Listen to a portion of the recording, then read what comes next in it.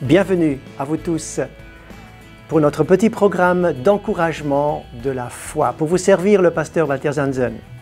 Dans le livre des psaumes dans la Bible, vous le trouvez juste au milieu de votre Bible, vous allez être frappé en voyant plusieurs psaumes commencer par cette pensée de la recherche de Dieu. Écoutez, psaume 16, verset 1, « Garde-moi, ô Dieu, car je cherche en toi mon refuge. » Psaume 31, verset 1, « Éternel, je cherche en toi mon refuge. » Psaume 71, psaume 71, verset 1, « Éternel, je cherche en toi mon refuge, que jamais je ne sois confondu. » Et le psaume 63, verset 1 également, « Ô Dieu, tu es mon Dieu, je te cherche. » La pensée de chercher et de rechercher Dieu, elle parcourt toute la Bible, particulièrement dans le livre des psaumes. Et vous avez remarqué que le psalmiste voulait chercher en Dieu un refuge, une sécurité. Il avait besoin de cette sécurité intérieure et extérieure pour son corps, son âme et son esprit.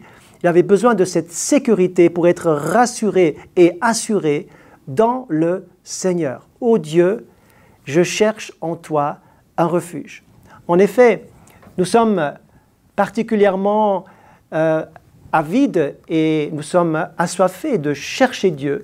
Nous avons besoin de chercher Dieu lorsque nous sommes poussés par la souffrance, poussés par un besoin, poussés par un incident, poussés par quelque chose qui nous oblige de prier finalement, parce qu'il y a un danger, il y a une souffrance, il y a un accident, il y a une maladie, il y a quelque chose qui nous pousse à chercher Dieu pour avoir une réponse, pour obtenir un exaucement. Mais il y a beaucoup moins de personnes qui cherchent Dieu juste pour être avec lui, juste pour le connaître. Et c'est là que j'aimerais vous amener dans ce petit partage, que j'ai intitulé « Le secret du lieu secret ». Vous allez me dire, c'est bien mystérieux tout cela, mais le lieu secret, c'est l'endroit où Dieu veut nous attirer pour qu'on s'arrête et qu'on soit avec lui pour le connaître. D'ailleurs, Jésus lui-même va parler de ce lieu secret dans le chapitre 6 de Matthieu. Au verset 6, il va dire « Quand tu pries, entre dans ta chambre, ferme la porte et prie ton Père qui est là dans le lieu secret. Et ton Père qui voit dans le secret te le rendra. » Donc Jésus nous y invite. Et il dit « Viens dans ce lieu secret. » Et voyez-vous, Dieu nous aide. Dieu nous aide parce qu'en fait, cette recherche de Dieu, c'est lui-même qui le met au fond de nous. Je me souviens de ces moments dans ma vie où même avant de connaître le Seigneur personnellement, j'étais déjà attiré à certains moments, plus qu'à d'autres, mais j'étais attiré pour me poser des questions, pour la prière. J'étais attiré par des cordages invisibles. Et le Seigneur, par des cordages d'amour, déjà tirait sur mon cœur pour que je vienne dans le lieu secret, pour que j'apprenne à le connaître. Et c'est là que le Seigneur veut vous emmener. Il veut vous amener dans ce lieu secret. Il vous attire, il vient vers vous pour vous attirer. Nul ne peut venir au Père, nul ne peut venir à moi, dira Jésus, si le Père ne l'attire. Laissez-vous attirer. Laissez-vous attirer. Dites oui à cette attraction lorsqu'elle est là. Donnez suite à cette attraction surnaturelle du Saint-Esprit qui veut gagner votre cœur, qui veut vous emmener dans ce lieu secret.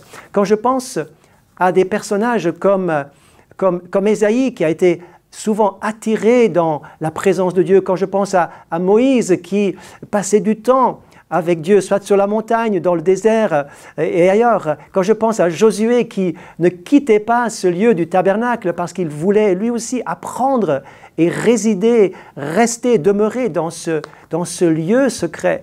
Quand je pense à l'apôtre Jean qui était particulièrement aussi avide, il avait soif et faim de rester le plus possible au contact direct avec Jésus. Il voulait sa présence, il voulait apprendre dans ce lieu secret. Et dans ce lieu secret, vous apprendrez 3 choses. Je pense 3 choses en particulier. D'une part, vous serez dans sa présence, dans ce lieu secret, vous serez imprégné. Vous serez marqué.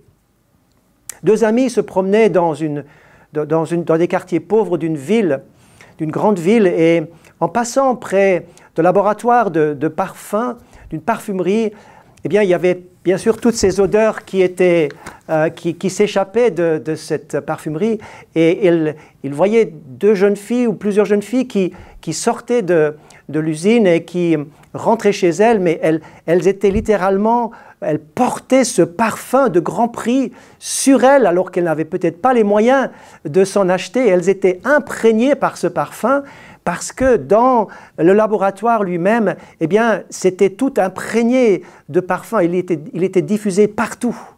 De la même manière, laissez-vous imprégner par la présence de Dieu et vous la porterez au loin, vous l'exporterez, vous allez être imprégné. Et la Bible utilise ce mot « baptiser ». Baptiser. Baptiser veut dire pas juste tremper, mais veut dire imprégner. Baptiser, c'était le terme utilisé par les teinturiers qui trempaient le tissu dans de la teinture. La teinture rentrait dans le tissu était imbibé pleinement par la teinture, et ce baptême, c'est d'être trempé dans la présence de Dieu et rester imprégné par lui. Nous ne voulons pas d'un baptême superficiel où il y a une expérience émotionnelle et spontanée, mais aussi parfois assez unique dans le temps, mais nous voulons d'un baptême qui a des répercussions, qui a une profondeur, qui amène les gens plus loin. Pour être imprégné, vous devez être dans le lieu secret. Il y a le secret dans le lieu secret. Et puis la dernière chose, c'est que dans ce lieu secret, il se passe quelque chose. Désirez quelque chose de fort et de profond, car Dieu désire vous transformer dans ce lieu secret. Vous ne resterez pas les mêmes, vous ne serez pas les mêmes, vous ne sortirez pas les mêmes, car Dieu va transformer. Et Jésus va dire une parole très, très profonde qui mérite une méditation plus en avant. Il va dire, si quelqu'un veut garder sa vie, il la perdra. Mais s'il la donne, s'il l'abandonne, s'il la laisse, il va la retrouver. Dans le lieu secret, vous ne pouvez pas simplement garder votre vie. Il faut l'abandonner entre les mains du Seigneur. Et c'est là que vous allez retrouver la vie de résurrection, la vie de Jésus. Vous allez être revêtu de Jésus, rempli du Saint-Esprit. Si vous abandonnez votre vie, vous ne la perdrez pas, mais vous allez la récupérer. C'est ça qui est extraordinaire. Et dans ce sens, le Seigneur nous dit, si tu demeures dans le lieu secret, tu trouveras le secret pour la victoire, le secret pour la résurrection, le secret pour la transformation, le secret pour la sanctification. On aura le désir de se sanctifier, de se mettre à part, de servir, d'aimer. Il y a des ressources insoupçonnées dans le lieu secret. Entre dans ta chambre, ferme la porte. Ton Père qui est là, il te rendra, il te donnera quelque chose qui est uniquement disponible dans ce lieu secret. Sur ces quelques mots, eh bien, j'aimerais vous dire merci de m'avoir suivi et j'aimerais vous dire, entrez, n'ayez pas peur de ce lieu secret où Dieu vous attend, où il a prévu un rendez-vous pour vous, où vous allez être imprégné, vous allez être baptisé, vous allez être transformé en vue de la préparation du jour où il reviendra vous chercher, où il reviendra me chercher. Je me réjouis et merci de m'avoir suivi. Que Dieu vous bénisse et qu'il vous donne de demeurer longtemps et le plus possible dans le lieu secret. À bientôt.